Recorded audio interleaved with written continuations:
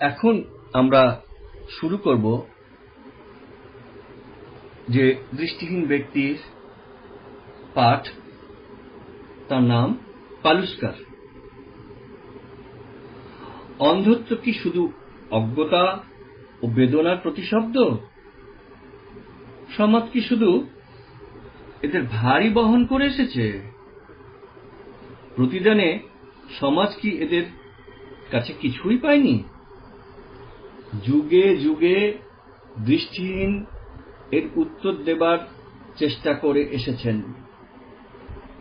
বাইরের আলো নিভে গেলেও প্রতিভার আলো এদের অনেককে সমুজ্জ্বল করে রেখেছে, আর সমাজের ঋণ এদের কাছে কিছু কম নয়। পালুস্করের জীবন এরই সপক্ষে সাক্ষ্য দেয়। পশ্চিম ভারতে কুরুঙ্গাবাদ একটা ছোট দেশীয় রাজ্য। যে সময়ের কথা বলছি তখন এখানে দিগম্বর গোপাল নামক জনৈক ভক্ত ও হরিকীর্তন গায়ক বাস করতেন। এই ভক্ত হরিকীর্তন গায়কের ঘরে 1872 খ্রিস্টাব্দে বিষ্ণু দিগম্বর পালুস্কারের জন্ম হয়। 19বিংশ শতকের দ্বিতীয়ার্ধের কথা। ভারতের সর্বত্র ইংরেজি শিক্ষা রব পড়ে গেছে। সমাজে বড় হতে হলে, বিত্তবান হতে হলে ইংরেজি শিক্ষা করতেই হবে। তাই দিগম্বর গোপাল পুত্রকে সযত্নে ইংরেজি শিক্ষা দিতে শুরু করলেন। পালুস্করের বয়স যখন 12 বৎসর, তখন তার জীবনের একটা স্মরণীয় ঘটনা ঘটল। শুধু সেকালে কেন, একালেও অনেককে একে দুর্ঘটনাই বলবেন। দুর্ঘটনা কিনা জানি না, তবে একথা সত্য যে যদি এ ঘটনা না ঘটত তাহলে পালুস্কর যে শিল্প প্রতিভা পরিচয় দিয়েছিলেন তা হয়তো সম্ভব হতো না। ঘটনাটি আর কিছুই নয়। 1885 খ্রিস্টাব্দের দেওয়ালি উৎসবে অন্যান্য বালকের মতো পালুস্করও আনন্দে মেতে উঠেছিলেন। হঠাৎ এক আতশবাজি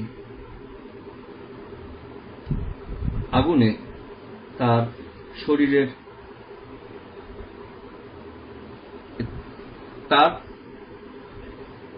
শরীরের বহু স্থান ক্ষত বিক্ষত এবং তার চোখও এ থেকে রেহাই পায়নি।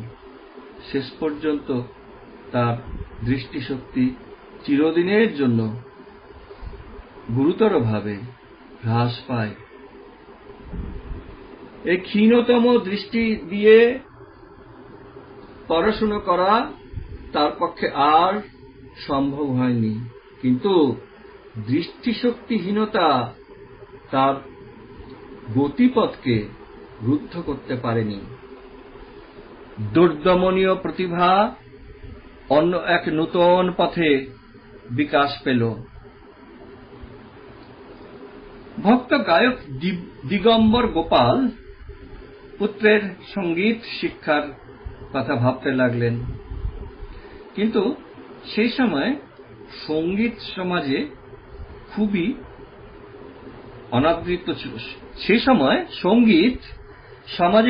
অনাদৃত ছিল এবং কোনো সঙ্গীতজ্ঞ সমাজের উচ্চাসন আশা করতে পারতেন না।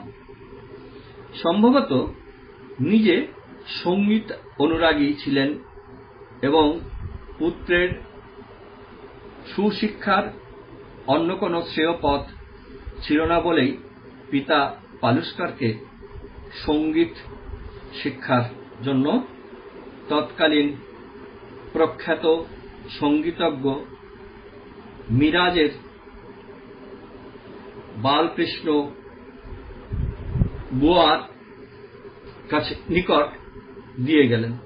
মিরাজের বালকৃষ্ণ বুয়ার নিকট দিয়ে গেলেন। এখানে পালুস্কার গুরুর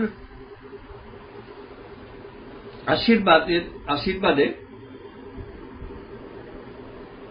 নিরলস তপস্যায় এক অভাবনীয় সঙ্গীত প্রতিভার পরিচয় দেন। এরপর পালুস্কারের মহারাষ্ট্রের বিভিন্ন গ্রামে পরিভ্রমণ করেন। পালুস্কার পরিভ্রমণের সময় তিনি একদিকে যেমন সঙ্গীতজ্ঞের সাহায্যে অগণিত মানুষকে আনন্দ দেন, সঙ্গীতের সাহায্যে একদিকে যেমন অগণিত মানুষকে আনন্দ দেন, অপরদিকে তেমনি যখনই তিনি নতুন সঙ্গীতের ধারার সংস্পর্শে এসেছেন তখনই তা গ্রহণ করেছেন। তাছাড়া এই সময়ে তিনি বুঝেছিলেন যে সঙ্গীতকে সমাজের উচ্চস্তরে নিতে হলে গতানুগতিক শৃঙ্গার রসের ভাষা পাল্টে দিয়ে ভক্তি রসের বাণীতে সমুন্নত করতে হবে। তার নিরলস সাধনা ব্যর্থ হয়নি। ভক্তি রসের বাণীতে সঙ্গীত সত্যই নতুন করে সঞ্জীবিত হয়ে উঠল। পালুস্কারের খ্যাতি চারিদিকে ছড়িয়ে পড়ল এবং বহু দেশীয় রাজা ও গণ্যমান্য ব্যক্তি তাকে আমন্ত্রণ জানাতে শুরু করলেন। এরপর নতুন সঙ্গীত প্রচার ও শিক্ষার জন্য পালুস্কারের প্রচেষ্টা শুরু হল। কিন্তু এই প্রচেষ্টা পথ সুগম ছিল না। এ পথ ছিল দীর্ঘ ও বহু আয়াসসাধ্য। বহু স্থান পরিভ্রমণের পর 1901 খ্রিস্টাব্দে তিনি লাহোরে একটা সঙ্গীত মহাবিদ্যালয় স্থাপন করেন।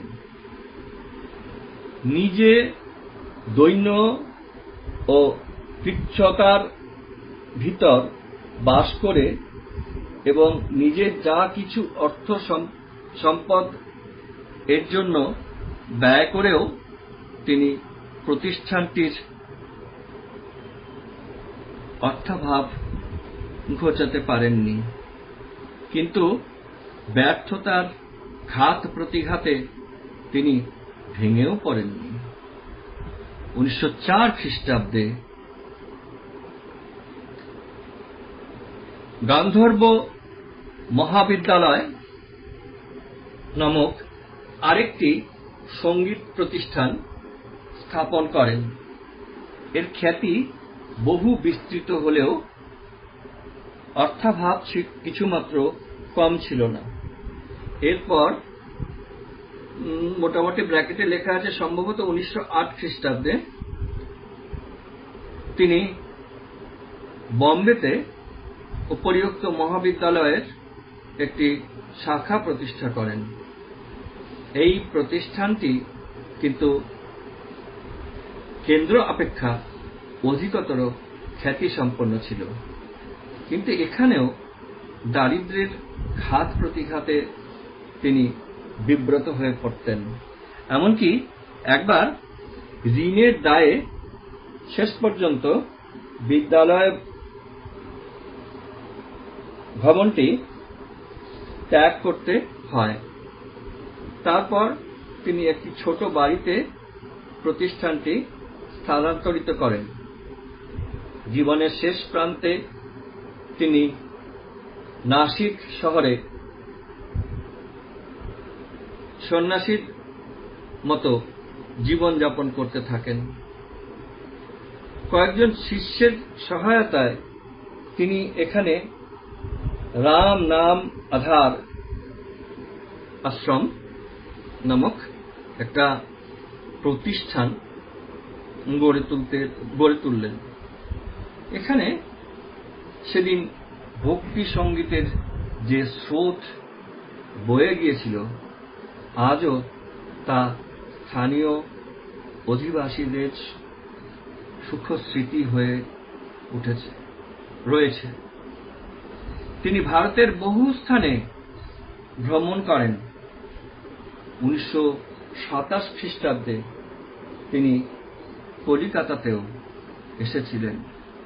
পরবর্তীকালে শ্রেষ্ঠ সঙ্গীতজ্ঞের অনেকেই তার পদপ্রান্তে শিক্ষা লাভ করেছিলেন। দৃষ্টান্ত স্বরূপ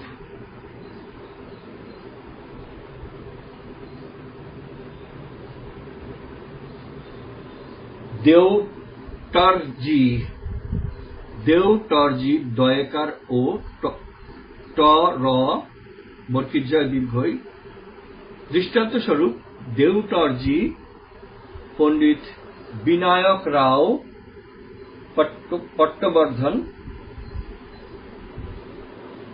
এছাড়া ওঙ্কারনাথ ঠাকুর, নারায়ণ রাও, ব্যাস ও